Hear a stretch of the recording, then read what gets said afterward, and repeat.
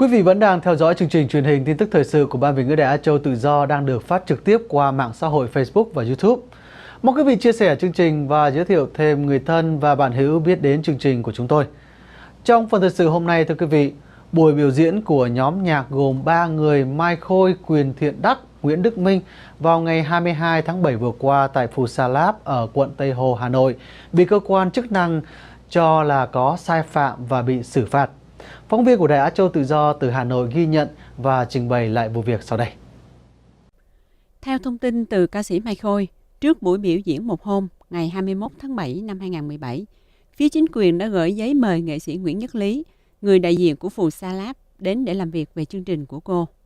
Bản thân ông Nguyễn Nhất Lý cho biết, buổi làm việc kéo dài chừng khoảng 1 tiếng rưỡi, nội dung xoay quanh các vấn đề pháp lý của buổi biểu diễn như xuất trình giấy phép biểu diễn. Thực ra cái giấy phép thì cho cô Mai Khôi đến đây thì tôi không có và tôi không cần có, bởi vì tụi tôi biểu diễn cái này là tổ chức biểu diễn nội bộ, tụi tôi không bán vé và không quảng bá cho công chúng.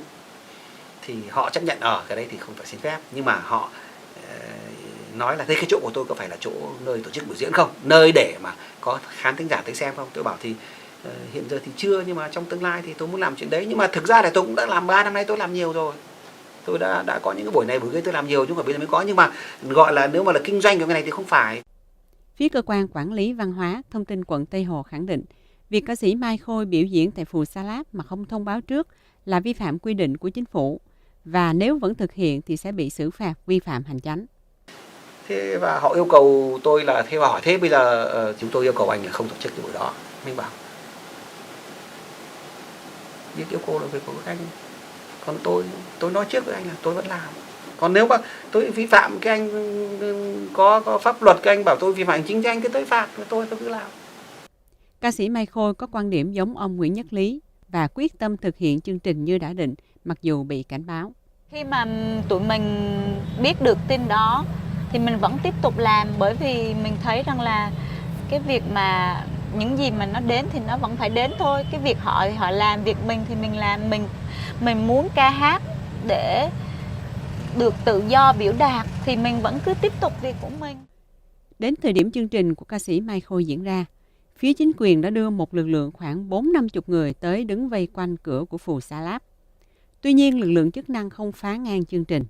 Ca sĩ Mai Khôi nhận định đó cũng là một dấu hiệu rất là tốt cho tự do biểu đạt ở Việt Nam. Vì trước đây á, chị đã từng bị một nhóm công an đến và ập vào quán bar nơi mà chị đang hát luôn, và họ bắt ngưng. Ngoài ra, buổi biểu diễn cũng được đánh giá là thành công về mặt nghệ thuật. Rất thành công. Ai cũng có một cái cảm xúc, bởi vì những cái bài hát của Mai Khôi và cái chất lượng nghệ thuật trong đó nó rất là cao. Và bản thân tôi làm tôi cũng bị đụng chạm mà, tức là rất là thú vị và rất là đầy cảm xúc. Và đặc biệt là nó sung sướng lắm, bởi vì được nói thật, nói hết những cái điều không bị chặn họng. Sau khi kết thúc chương trình, một nhóm khoảng 10 người, bao gồm đại diện của Ủy ban Nhân dân phường Quảng An, đội an ninh công an quận Tây Hồ, phòng văn hóa thông tin quận Tây Hồ đã lập biên bản sự việc và trao đổi với ông Nguyễn Nhất Lý, nhưng không đả động đến ca sĩ Mai Khôi. Đấy là câu chuyện đấy. Họ đã có giải pháp. Giải pháp của họ là gì? Họ không làm về vấn đề tư tưởng, tự do ngôn luận. Họ không nói chuyện đó, không bàn đến chuyện đó. Họ chỉ ngăn chặn những người tổ chức giúp đỡ những cái người tự do tư tưởng đó có thể sống và làm việc. Đấy là giải pháp của họ. Nhưng mà không ngờ đụng vào mình đấy, không phải là cái người mà giúp đỡ Mai Khôi. Mình với Mai Khôi chính là một, mình cùng cái hành vi, cùng một cái tư duy thì khác rồi. Và mình hơn nữa, mình không phải là người kinh doanh. Ca sĩ Mai Khôi chia sẻ thêm, ngay sau chương trình biểu diễn, phía chủ nhà mà cô đang thuê nhà đã phải chịu áp lực. Liền ngay luôn ngày hôm sau, người chủ nhà mà Mai Khôi đang thuê đã gọi điện thoại cho Mai Khôi và bảo rằng là anh bị áp lực từ phía công an và anh sẽ nhờ em là thôi chuyển sang chỗ ở khác.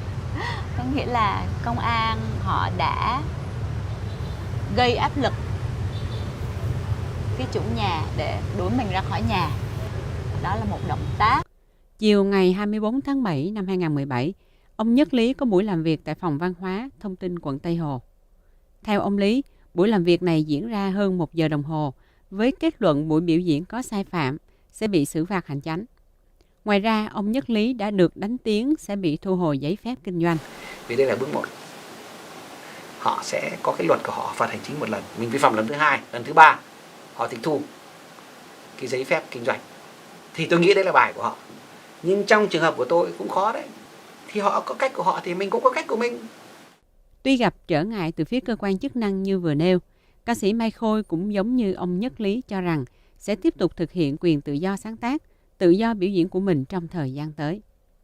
Những nội dung trong lời bài hát của Mai Khôi thường đi vào những vấn đề xã hội, những vấn đề chính trị, những vấn đề đang xảy ra trong cuộc sống hàng ngày, và những gì mà Mai Khôi chứng kiến và nó chạm vào trái tim của mình, nó làm cho mình muốn bật ra, muốn hát lên, thì Mai Khôi viết thành nhạc.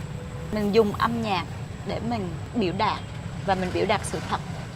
Ca sĩ Mai Khôi và ông Nhất Lý đều bày tỏ mong mỏi được cống hiến cho xã hội bằng nghệ thuật và khát khao được sống là chính mình.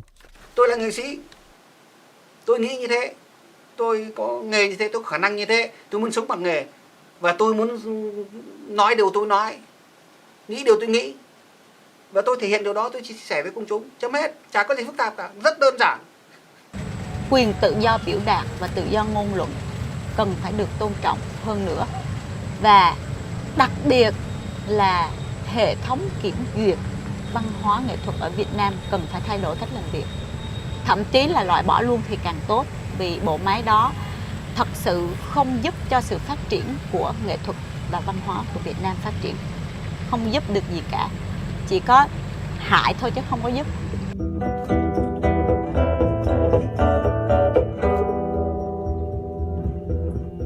Buổi hòa nhạc của nhóm có tên Mai Khôi và những người bất đồng được thông báo theo tiêu chí nghệ thuật tự do và yêu thương tự nguyện. Tiếng thét tiếng kêu vang vang giữa đường,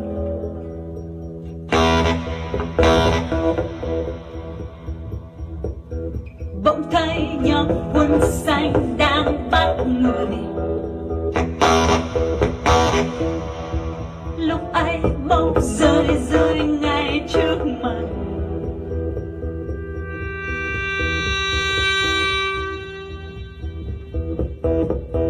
lúc ấy trái tim tôi như thắt lại. Cảm ơn quý vị đã theo dõi đến cuối chương trình tin tức thời sự tối nay ngày 28 tháng 7 năm 2017.